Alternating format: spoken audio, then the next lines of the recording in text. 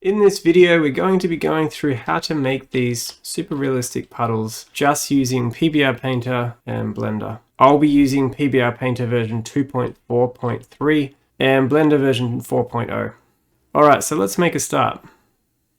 Okay, so as I showed in the demonstration, I'm just going to be working on a plane just to demonstrate the concept. Now I've subdivided my plane a lot because I'm going to be working with cycles and I'm going to actually displace the surface using my height maps. Okay, so the first thing I'm going to do is I'm going to import a bricks material, and that's going to kind of be my background. So I'm going to right click that, go PBR Painter, import material, and I'll just click all layers because I just want this one bricks layer. Okay, so now that that's imported, I'm just going to have a look at that with cycles. And I'm going to switch the displacement from bump only to displacement and bump. So that looks pretty good. I think it's a little bit too excessive. So I'm going to drop this to something like 0.05 for the scale. So I'll put a link to where I got these textures, but do feel free to work on your own material as your background. So I think that looks pretty good. So I'm going to start with something like that. Okay, so now I have my bricks down. What I'm going to do is I'm going to start thinking about how to add puddles to this material. So first thing to do is actually create a new layer, and I'm going to call this one puddles. And I'm just going to hide my materials here to clean up the interface a bit. Now that I have my layer, there's a few different ways that I could do this. So I could start thinking about which channels I want to use, but I kind of often prefer to make the masks first because that's going to define where the puddles actually go on the surface. So I'm going to open up the layer masks. And the first thing I need to think about is exactly where the puddles are going to go on this surface. So there's a few different ways to think about this as well. In this case, my material, which is this bricks material, has very obvious crevices in here. So what I'm going to want to do is I'm going to actually want to start thinking about how to fill those crevices up with puddles. And that's going to be my first step. If your material doesn't look like this and it's much flatter, this may not be a necessary step. So the first thing I'm going to do is I'm going to add a new mask. And in this case, because I have this texture set in here, so this PBR textures in here, I can actually fill these crevices very easily. And the way to do that is through a image texture mask, clicking OK. And then as the image texture in here, all I need to do is actually use the height map from this, because that's going to let me target those crevices. So if I go into here and I select the displacement and I take a look at that mask, and I might jump across to the material preview for this, what you can see is now it is targeting the height of that material. So if I go into the color ramps and then invert this color ramp, now what I'm doing is actually targeting into these regions here. All right, so before I do anything else, I will just point out, if you don't have a simple material like this, where you can actually just grab the single texture like this for the crevices, you can actually add a geometric and displacement threshold mask, clicking OK. And what that will do, it's a little bit more subtle in here, but it will have the same effect as this image texture mask. So if we play around with this color ramp, you can see that what it's done is it's actually picked up any of the displacement in the previous layers. So if you have multiple layers like this instead of just one, you can definitely go with something like this to pick up that displacement, and then you can play around with this color ramp and kind of get that same effect where you're targeting the crevices. So obviously a very important alternative. But for the sake of this, I'm going to delete this one, and I'm just going to work with this single mask like this. Okay, so now that I've got that set up roughly, what I'm going to do before I do anything else in here is I'm going to jump across and actually think about what channels to use for my puddles. So I'm going to turn off the mask now, and I might jump across to the preview mode for this. First thing I want to do is I wanted to use a roughness, because obviously with this being wet and water, it's going to be a lower roughness. So I'm going to put this to something like 0.05 and then refresh. And as you can see now, what it's done is it's applied that roughness more heavily in the crevices in here. The other thing I'm going to need to do is turn on normals, and in this case I'm just going to use a constant normal, and what that's going to mean is that wherever it's kind of really bright in this mask, it's just going to be flat. So again, refreshing with that. So you can't really see it at the moment, and the reason for that is because if I look at this mask, it's actually fairly dull even in those crevices. So at this point, what I'm going to do is I'm going to start playing around with the mask stack color ramp down here. And what that's going to do is when I bring that down, as we can see it now, smooths out those regions in the crevices nicely, and it's starting to look a lot like this is now pooling with water. And that's actually not looking too bad. But there is one main thing that's missing, and that is the color. So if you have a look at things like stone and concrete when they get wet, you'll notice that they actually get a lot darker than when they're dry. Whereas at the moment, we're just ignoring the color completely. So what I'm going to do is I'm going to turn on color, and I'm going to change the blend to multiplier, and I'm going to use this to darken the regions that are wet. So I'm going to click refresh.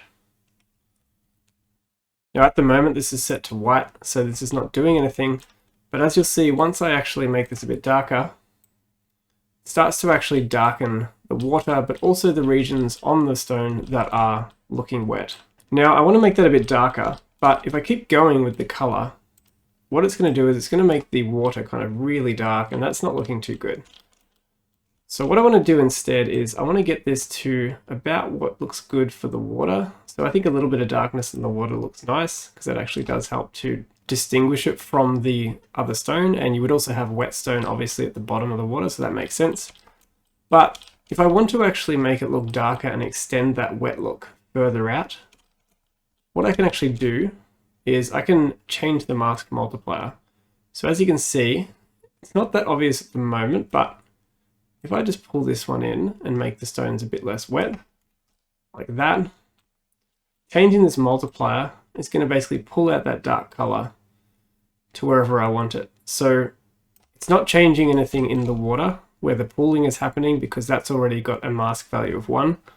But in these regions where the mask is kind of gray, this lets me actually pull out that dark color as far as I want onto that stone. So I think something like that looks pretty good. And as you can see now, if we turn this off, and I'm just going to hit auto refresh, there's a major difference now with that. So that looks a lot nicer because it's now really looking like that kind of realistic wet stone look. So as I kind of brushed over quickly, you can change this color ramp slider down the bottom here to affect how wet the stone looks. So this one on the right is going to affect how much that pooling water is covering the whole thing. And the one on the left changes how wet the stone looks next to the water. So you can pull that anywhere you want to get varying effects like that. Okay, and that's the overall effect with Eevee. So as you can see, that looks really nice now. But if we jump across to cycles, it doesn't look too bad, but what you'll notice is the fact that in these regions down here, the height of the surface is actually just following the height of the bricks. So obviously not realistic at all for water. So what we're going to do is we're going to turn on height for this layer as well. And when we do that, the scale is ridiculous, so I'm going to put that down. And you want to put this to something that's lower than what you have in the height in here, whatever that is. So a bit of trial and error probably for this, but that's because obviously you want the water to be pooling lower than where the stone is pooling. So something like that probably will be all right. And as you can see now, what it's done is it's now actually raised that water up to a roughly constant level around that stone. And the easiest way to demonstrate that is by changing the layer opacity. So I'm going to grab this one up here and pull that all the way down. So this is the bricks without any of that puddle layer. And then what you can see when you add that, it's actually looking like it's raising the water up to fill those cracks. So that looks much nicer than before we had the height. Okay, so now that that's all set up, what I'm going to do is I'm going to move on to the next part of the video. And in this part of the video, I'm going to be showing how to make the kind of larger area puddles that don't follow the crevices like these ones do. So to do that, I'm going to add a procedural mask. And I'm going to start with a Musgrave, and this is going to define the kind of main regions of those puddles. So first thing I'll do is I'm going to preview this mask, and I'm going to change the size to get a size that I like. So probably something like that is okay, and I'm going to change the detail. And I think that looks fine, just to make the edges a bit rougher. The next thing I'm going to do is I'm going to change this one to add, because I like being able to add this mask on top of what's already there. So I'm going to jump across to the stack now, and what you can see is if I take that down to 0, this is the image texture mask, and then I'm just going to add a little bit of that. And now what it's going to do is it's going to pull some water in these larger regions here. So let's turn off the stack preview. Now what you can see is we have the crevices filled as per before, but now we have these kind of larger pools forming. So that's a really cool effect, and you could almost leave it there. That looks fairly realistic because it's mixing nicely with this one here. But as I mentioned at the start of the video, it may be the case that you don't have something like this and you just want to make some kind of procedural puddles like this. So how does it look if we turn this one off? not very good because it looks kind of a bit dumb and kind of overly simple for puddles. So even if we play around with these color ramps and kind of bring this out a bit, I might actually jump across to Material Preview to do this. What you can see is it's just not really looking realistic because it's just not covering all the rest of the surface. So to make it a bit more realistic, I'm going to add another mask, and this is going to be a noise mask. And I'm going to click OK, and I'm going to look at the stack. And again, I'm going to go to add because I like that intuitively. And I'll leave it like that for now, and let's see how that looks. So a little bit better, maybe add a bit more noise. What you can see is now when I add that noise, it now looks a lot more realistic. So we have these kind of large regions, which is defined by this one. And again, we can change that if we need to. But we also have this noise mask that's making it kind of cover the rest of the surface as well. So I might actually bring that back a bit with the color ramp. And you can really see how that color that we added is really starting to show now. So you can see if we turn that color off, it really looks totally different. So definitely a necessary feature to have. And of course, if you want to use these on top of this, that's obviously going to look good. So if we put this back on, what you can see now is it's actually covered everything, and that's because we're adding all of these together. So it's just a matter of dropping these back a little bit, and then probably dropping this mask back a bit, just to kind of get the desired combination of these. So let's have a look in cycles again. So I'm not going to spend too much time mucking around with this. I'll probably leave it as it is, but you get the general idea. Okay, so the last thing I want to demonstrate is how to actually hand paint on the puddles. So for this, I'm going to get rid of these ones for now. And I'm going to add a new mask, and I'm going to add an image texture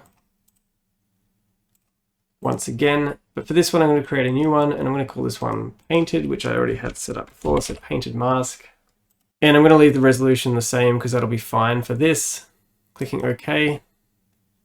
So once again, I'm going to change this one to add so I can add it on top of the other one, and I'm going to leave the blend as it is. So now looking at the stack once again, what I can do is actually click paint, and you don't actually have to click the stack, you can paint without that, so you can paint directly from here. But before I do paint, I'll have to jump across to Material Preview because I can't paint with cycles. And you'll notice I actually have a brush mask set up, so I was doing this earlier, but I'm going to turn that off for now. And I'm just going to paint directly onto this just to demonstrate it. What you'll see is it's basically, I've got the strength down a bit, but it's just basically painting on this big blob of puddle. So kind of cool, but not ultra realistic. So I'm going to get rid of those. This is why I had set up a brush mask. So what I'd done was, I'll just do it from scratch again. I create a new texture in here, and I will change this to clouds. And I also drop the strength just to make the painting a bit more subtle. So now what I can do is actually paint nice and slowly, and just really slowly and carefully form those puddles exactly where I want them. And as you can see, it's kind of darkening the stone wherever I paint. And now you can get a much more personalized effect than if you were just using these procedurals. So you can paint it exactly where you want it to get the exact effect that you would like. All right, so I'm going to do a bit more. I might actually bring this in a little bit. And by the way, if you do want to, say, increase the pooling in the crevices, but not over the whole thing, you can, of course, change the color ramp here. So this is just affecting this texture. So that's just affecting how it's pooling in those crevices. But I'm going to leave that as it is for now. Okay, so that's looking really nice. And again, I'm going to check that out in cycles. And I think that looks quite good. So obviously, again, we can add all of these together. Just a matter of, once again, taking these back a bit. Obviously, you wouldn't actually do this in this order. You'd be adding them one at a time, but just for the sake of the video, I'm going to get it to a roughly nice result to finish on. So I think that looks pretty good. So you can really see that drying effect. And you can use that as a kind of guide to determine how dry you want the rock. So if you want them nice and dry, you can actually have it like that, or you can pull it in like that.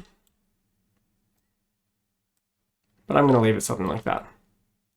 And just to finish off, I just wanted to show the material in the version that you saw at the start of the video, just with some nicer lighting, and this is what I used to take that final render. So once more, no puddles, puddles added with PBR Painter. And with that, I'll leave it there. Thanks for watching, and I'll look forward to seeing you in another video. Cheers!